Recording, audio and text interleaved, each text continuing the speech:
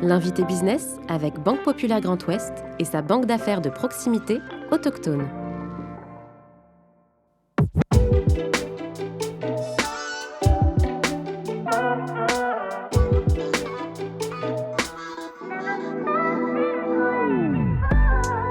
Arboriculteur de père en fils depuis 1890, il est la 5e génération à prendre la tête de l'entreprise familiale implantée à Champigné.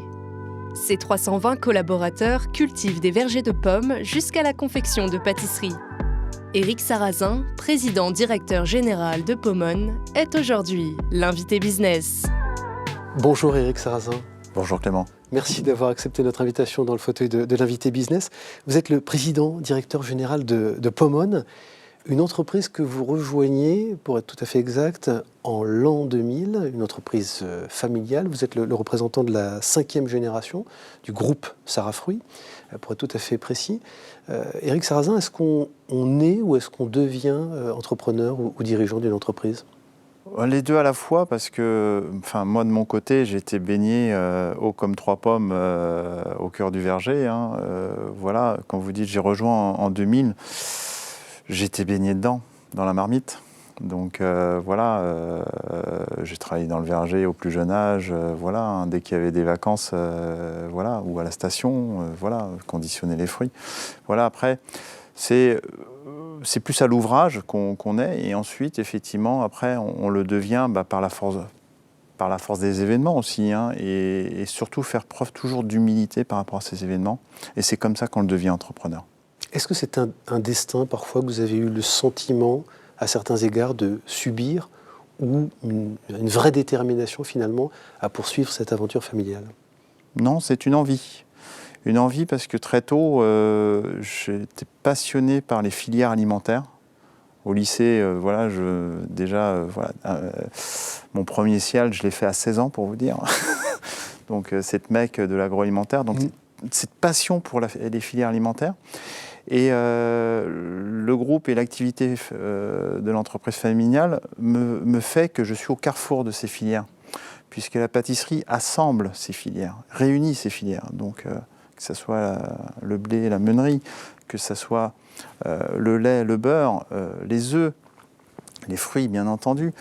Et c'est de partager tout ça et c'est de rassembler. Et déjà, d'avoir fait cette intégration du verger à la pâtisserie avec la pomme, mon envie d'entreprendre, c'est d'essayer de rassembler toute cette filière, de mieux les comprendre.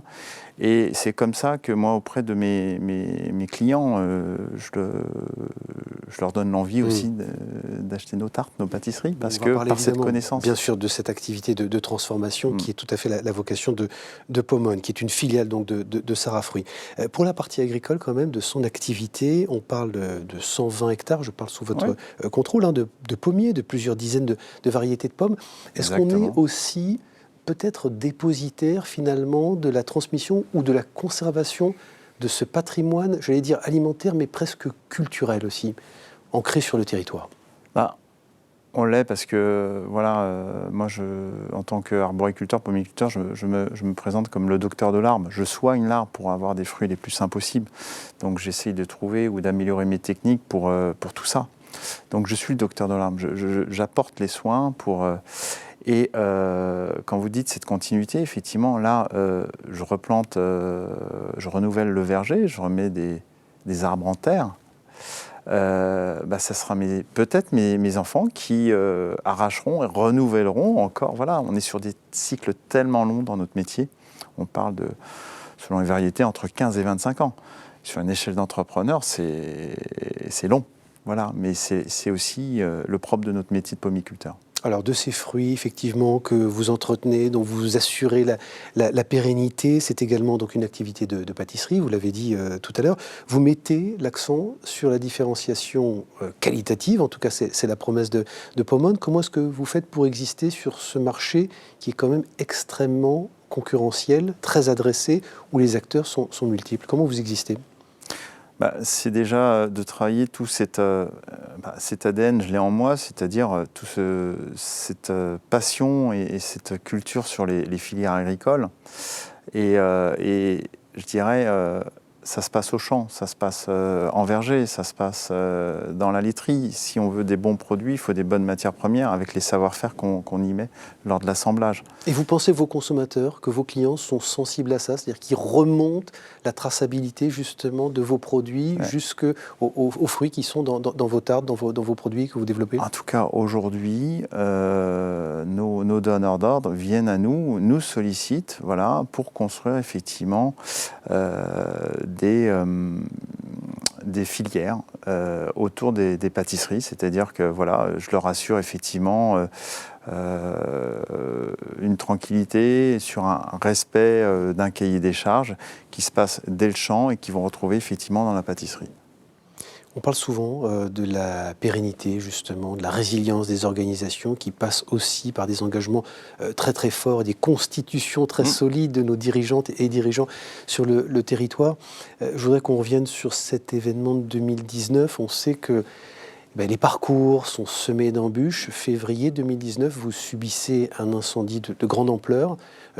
Comment est-ce qu'on se relève, je dirais matériellement et psychologiquement de ce type d'événement ? Effectivement, le choc pour mes collaborateurs parce qu'ils perdent l'outil de travail, c'est-à-dire une partie de leur vie aussi, parce que voilà, c'est une partie de leur vie qu'ils consacrent dans cet outil de travail, ces ateliers. Une capacité de production, donc de générer du chiffre d'affaires amputée à peu près de 30% du jour au lendemain. Donc voilà, vis-à-vis des clients, rassurer les clients, mettre en place les solutions les plus alternatives et surtout mobiliser toutes les équipes, d'être sur le pont et mobiliser les équipes et redonner du cap et réchelonner ce cap par rapport à la reconstruction. Bon, finalement, plus que la technique, ce sont les humains qui ont été importants. Évidemment, il a fallu mobiliser. Là, c'était le capitaine qui devait être proche de ses équipages. Cellule de psychologie mise en place parce que voilà, il fallait faire notre deuil de notre passé, de cet outil. Comme pour moi et mon père, où c'est le bâtiment qui nous a vu transformer d'arboriculteur. C'était notre premier bâtiment qu'on a agrandi 5-6 fois. Vers la pâtisserie ou cette première transformation de la pomme. Donc voilà, on fait table rase de notre passé, de notre histoire. Bon, peut-être un signal pour justement se réorienter, réinventer quelque chose et démontrer votre résilience. 2019, l'incendie, évidemment après à suivre la crise sanitaire et aujourd'hui une crise énergétique que vous subissez de plein fouet. Je voudrais qu'on s'arrête aussi là-dessus parce que est-ce qu'il n'y a pas une forme d'injonction contradictoire, notamment quand le gouvernement vous dit faites preuve de sobriété mais en même temps continuez de produire. Il y a un bouclier tarifaire aujourd'hui. Est-ce qu'il existe pour les entreprises et comment est-ce que vous allez affronter cette crise énergétique chez Pomone ? Après, ces éléments contradictoires, effectivement, il faut le gérer au sein de son entreprise. Pendant la première période du Covid, on nous a dit, avec vos matières premières que vous avez en stock, produisez, il faut alimenter les populations. Okay. Après, on voit toutes les perturbations de chaîne logistique, les choix que le consommateur va faire dans ses priorités. Donc, au final, entre les discours et la réalité, il faut vraiment être aussi toujours accroché sur le terrain pour pouvoir, et cette agilité. Et là, actuellement, avec cette crise énergétique, il y a cette agilité, mais aussi beaucoup d'anticipation, comme effectivement sur l'aspect sécheresse, où effectivement, nous, on travaille cet aspect-là depuis plus d'une dizaine d'années, et avec cette résilience qu'on a eue cet été et sur lequel la sécheresse nous a pas impacté. Maintenant, sur l'énergie, c'est effectivement le bon sens paysan, c'est pas mettre tous les œufs dans le même panier. Qu'est-ce que ça veut dire ? C'est-à-dire que alors vous attendez évidemment des autorités qu'elles vous accompagnent sur ce sujet-là, et notamment sur la protection, peut-être bouclier énergétique ou pas, il faudra regarder. Côté grande distribution, quand on a des initiatives, et notamment du système U, pour ne pas le nommer, qui propose de payer comptant les fournisseurs, ça, ce sont des initiatives qui peuvent vous aider, vous accompagner. Vous attendez justement une responsabilité de la part des grands acteurs de la distribution ? Après, le paiement comptant, c'est vraiment du court terme. C'est ce que, pour reciter Système U, aujourd'hui, c'est un des acteurs de la grande distribution qui est intéressant dans ses engagements, notamment pour les filières agricoles, où il donne vraiment de la visibilité. Il fait partie des enseignes qui vraiment nous donnent de la visibilité pour nos investissements. Quand on fait effectivement, on met en verger des pommiers, même voire des variétés spécifiques pour pouvoir améliorer le gustatif de nos pâtisseries, de nos tartes aux pommes. Donc on en prend pour...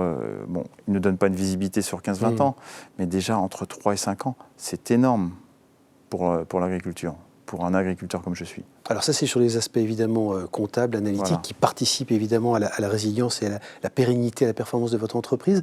De manière plus générale, on sait que vous êtes justement un dirigeant engagé. Vous avez lancé un plaidoyer il y a quelques jours sur les réseaux sociaux en parlant justement d'un terme désagriculturisation, oui, faisant référence à la désindustrialisation. Ça veut dire quoi? Vous avez une crainte forte sur la disparition de nos productions, de nos fermes agricoles sur le territoire et donc de notre souveraineté alimentaire? Clairement, en tant que passionné depuis longue date de ces filières alimentaires, de ces filières agricoles, je vois le délabrement depuis, voilà, je suis observateur depuis 30 ans, voire même 30 ans, depuis mon adolescence. Je vois ces fragilités arriver. Cette prise de risque qu'on fait qu'on repose sur la tête des agriculteurs seulement.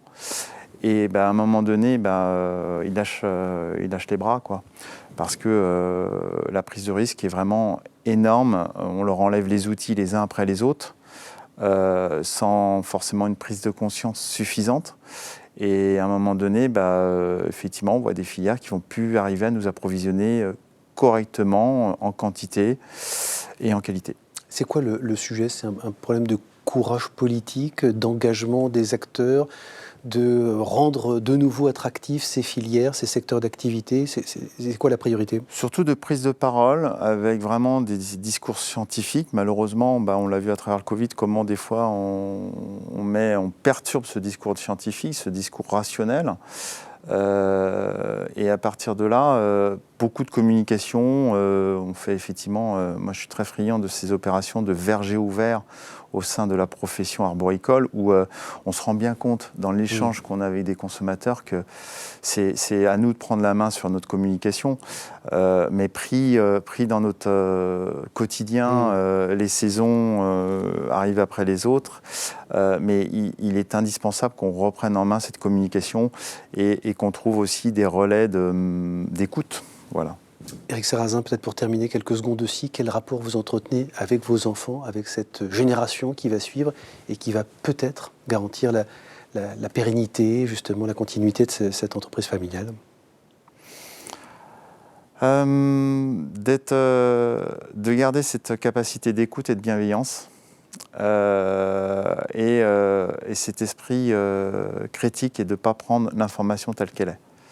Parce qu'ils sont abreuvés d'informations et voilà, je travaille au quotidien à leur faire prendre du recul, voilà, sur leurs émotions par rapport, parce qu'on est vraiment une société où on est noyé par l'information et il est nécessaire que l'humain puisse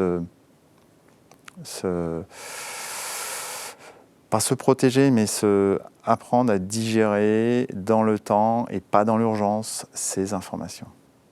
Merci beaucoup Éric Sarrazin, merci d'avoir accepté notre invitation dans le fauteuil de l'invité business. Et je rappelle que vous êtes le président directeur général de Pomone. Merci. Bien à vous.